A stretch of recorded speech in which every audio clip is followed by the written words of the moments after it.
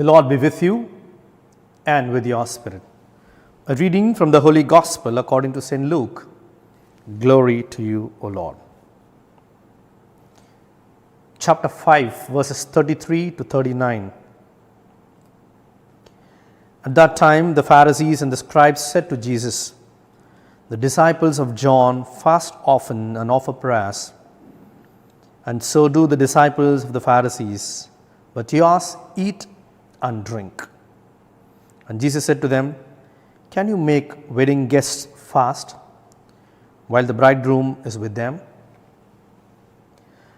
The days will come when the bridegroom is taken away from them, and they will fast in those days." He also told them a parable. "No one tears a piece from a new garment and puts it on an old garment. If he does, he will tear the new. The piece from the new will not match the old. And no one puts new wine into old wineskins. If he does, the new wine will burst the skins and it will be spilled. The skins will be destroyed. But new wine must be put into fresh wineskins. And no one, after drinking old wine, desires new. For he says, the old is good." The Gospel of the Lord.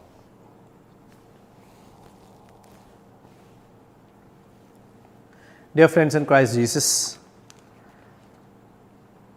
there are nice lessons that we can actually take home from the readings of today, but we'd like to call out one or two for our reflection. And from the first reading, straight away, the very first verse itself is a very important verse for all of us, because it gives us the identity of every Christian. It's very clearly said, this is how people should look at us. This is how people should identify us.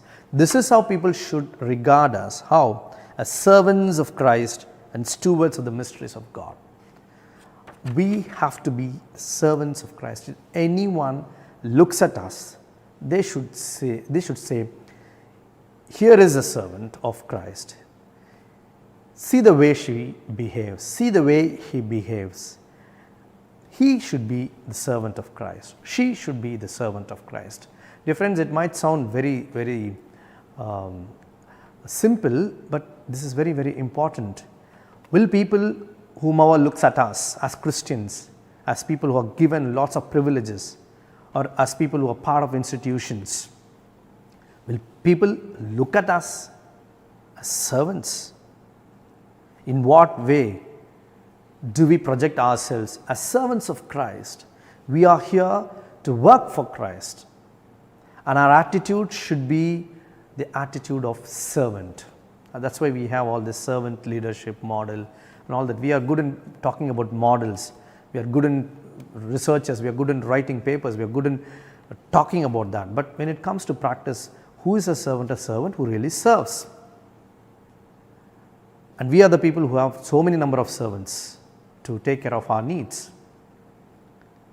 Basically, we are working in the vineyard of Christ, doing his mission, and be ready. Servant is the one who is ready around the clock and available for the master, and we have to be round the clock available for the master.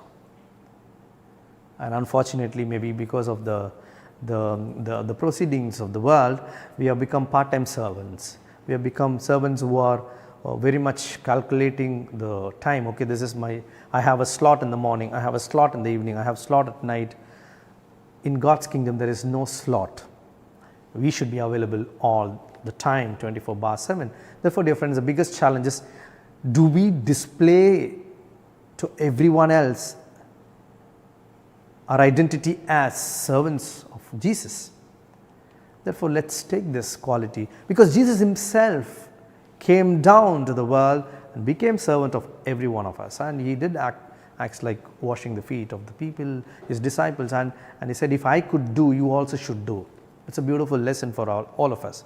And coming to the gospel passage today is a very interesting passage. We have discussed about this old wine and new wine. I don't want to repeat on those reflections. I would put the video along with that. you can go through for the different reflections. But today I would like to dwell a little bit on one little thought.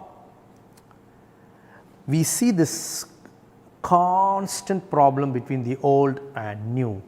Every time old people will be saying, those days when I was young, when I was of your age. And it is not just old people who say that, every one of us say that. If you are 30, you will be talking about your 20s. If you are in 40s, we will be talking about our 30s. If you are in 50s, we will be talking about our days in 40s. Every time, when I was of your age, when I was young, when I was this, when I was that, all the time boasting about the past, the olden days. Yes, we need to respect the tradition, we need to respect people who have rich experience because they are old, but that does not mean everything that has happened in the past is glorious. A lot of bad stuff also did happen in the past, and sometimes the worst things have happened in the past.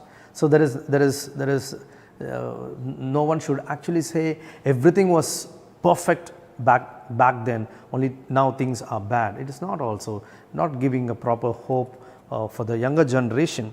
And we see how the Pharisees, they intrude, most probably they were not part of this dinner or the lunch, whatever. They were not invited, they intruded and they wanted to find fault with Jesus. They were shocked or surprised to see Jesus dining with the tax collectors or people who are considered as sinners. And they do even ask people, John's disciples are fasting and you are feasting you. For anything and everything, when these Pharisees want to somehow trap Jesus, he will come out with answers so brilliant, and they will not know what to even answer. He says, yes, now I am feasting because this is a time to feast. And some people who are basically not happy within themselves will not digest anyone laughing, feasting, even on a feast day. They always want everyone around them to be gloomy. Everyone want all the 24 days or all the 365 days or 24 hours cannot be like Good Friday. There are times when we need to celebrate, and there are times when we really need to fast, And Jesus said, right now I am there as bridegroom, they are all celebrating, and once I leave, they are also going to fast. Now what really goes wrong, the tradition of the old and the new, constant tension, where the whole problem lies? The unwillingness of the older generation. I am not talking about the age. The ones who live in past, they are old people already. The ones who live here and now, they are ever young. So people who talk only about their past, they are already old. And the problem with these old people, they always say old is gold, yeah, here old is good here, and people say old is gold. I remember a little boy when someone told him, oh, old is gold, and he smiled and said, yeah, I know old is gold, but you know what, new is diamond. Okay, it's true. You can go on saying old is gold, and people are already moving forward and they say, yeah, new is diamond, it's much more expensive. So the real problem is the people who are old, those who live in the past, they don't want to enter into the lives of the present, the younger generation. That's why if you see a daddy who plays cricket with the son, will be playing for a very long time, the mother has to yell at both the husband and the son to come back because they are engrossed into the game of cricket. If the dad does not go and play cricket with the son, he will be also joining with the mother and calling. Or for that matter, anyone for that matter, if we get involved in the life of the young, we know the joys and the sufferings which are involved inside. We will not even move out. We will like to spend more time. That's why those days when televisions came, we were all finding fault with the younger generation, saying you are sitting in front of the television 24/7. And from a certain period of time, all those who were finding fault with the children, they all sat in front of the television. Now we started accusing the children, you're all with the mobiles 24/7, and we actually see it is actually the seniors who are addicted to the mobile phones. The moment we enter into the world of young, we do understand they have a good time, they do enjoy. enter their world and purify that world. Don't be outside the world and make judgment about this world. And that is what Jesus did. Jesus, 33, of course he was young, but he was always young, ever young, because he was always willing to jump into the present and enter into the lives of the young or the ones who have a problem. So he was always belonging to the people whom he was working, never an outsider making judgment. Dear friends, these two beautiful lessons for all of us. Number one, let's be identified as servants, literally. Let's not become bosses. Even in the language that we use, the way we talk to people, all that matters a lot. We need to behave like servants. And secondly, as people who are old, the very fact that we all of us talk about our past, we are already old. Let us try to enter into the world of young, which means the world here and now, and understand their reality.